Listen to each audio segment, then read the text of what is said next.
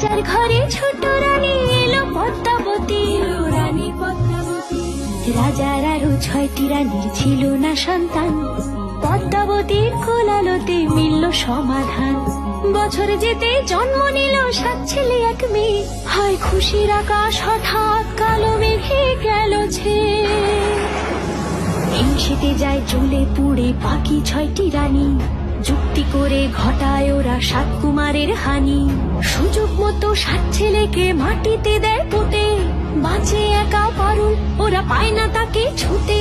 ধাইমা বাঁচায় সেই মেয়েকে বড় করে তোলে, 7 ভাইকে পায় যে পারুল 7টি চাপা ফুলে। এত কিছুর পরেও রাজার বিপদ যে কাটে না, সূর্য নগরে সুখের সূর্য আর ওঠে না।